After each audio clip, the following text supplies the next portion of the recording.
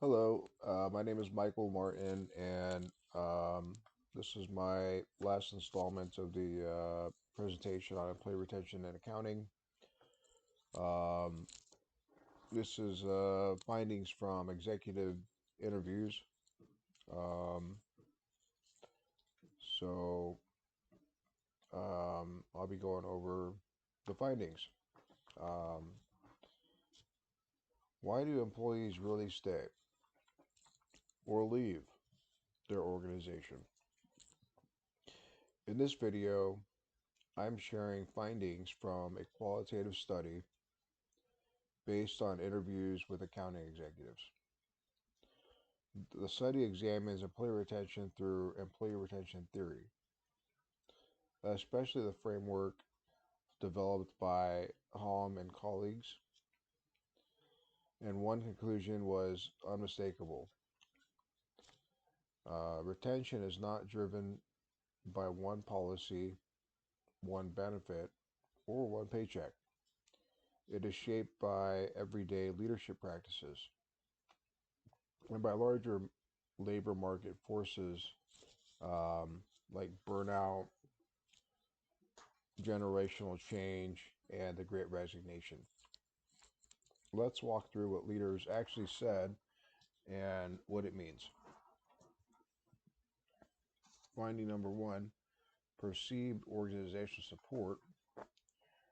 One of the strongest findings was the role of perceived organizational support. Employees stay when they feel seen, heard, and respected as whole people, not just as workers.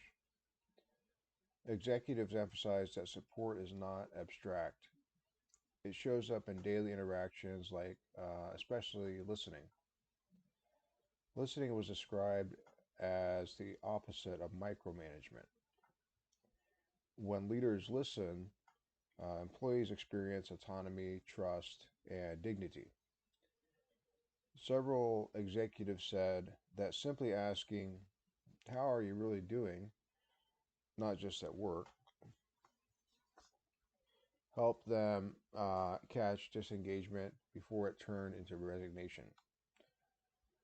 Mentorship also mattered, not as performance evaluation, but as relational guidance. Mentors acted as buffers against stress. They helped employees process challenges without fear. Flexibility and recognition were equally powerful. Accommodating individual needs, whether work-life balance, pay, or growth, and offering sincere recognition reinforced loyalty and trust. Support is not a perk.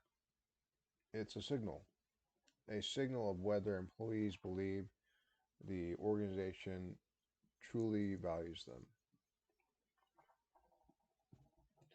Finding number two, retention strategies are intentional. Retention did not happen by accident. Leaders described it as deliberate and adaptive work. Mentorship was central, especially for new staff. It reduced isolation, lowered stress, and created continuity through regular check ins. Executives rejected one size fit all management. Some employees value pay, others autonomy, flexibility, or advancement. Retention worked best when leaders tailored their approach to the individual. Flexibility, especially in public accounting, was framed as strategic. Even during peak seasons, empathy and trust mattered. Leaders also highlighted small cultural practices, shared meals, informal gatherings, moments of levity. Um, these small practices built belonging and sustained morale. Finding number three here, turnover drivers and warning signs. Despite strong strategies, turnover pressures remain. First, burnout. Accounting was repeatedly described as a grind, long hours, intense cycles, sustained pressure.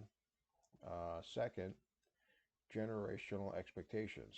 Younger professionals increasingly reject rigid hierarchies and claw your way up career ladders. Um, Leaders said the Great Resignation did not create these issues, it exposed them. Importantly, executives view turnover as a process, not a sudden event. Early warning signs as missed deadlines, disengagement, mood changes were often visible long before employees left. Regular one on one conversations were more valuable than exit interviews. The next finding on the true cost of turnover. Turnover costs far more than recruiting and training.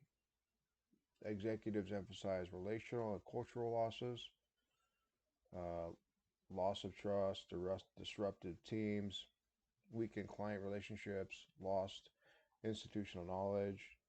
One leader described turnover as destabilizing an entire unit, not just losing a headcount. Um, Remaining employees absorb the workload, burnout accelerates, attrition multiplies, and turnover becomes self reinforcing. The next finding on the Great Resignation and labor shifts. Leaders framed retention as inseparable from broader labor trends. The Great Resignation amplified dissatisfaction with rigid work structures. Accounting also faces a pipeline problem, declining enrollment, negative professional reputation, competition from gig work.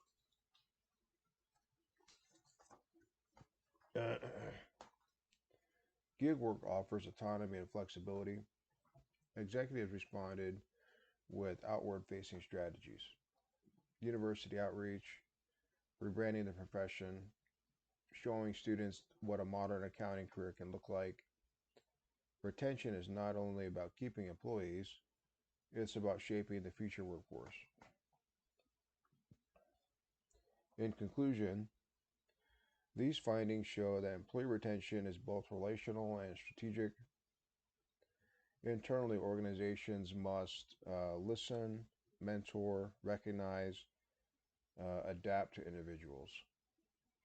Externally, they must respond to generational shifts, address reputational challenges, compete with alternative work models.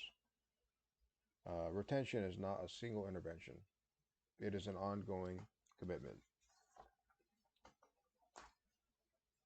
And in accounting, the organizations that succeed will be those that treat retention not as an HR issue, but as a leadership responsibility. This concludes my presentation on employee retention and organizational strategy. Thank you for your time.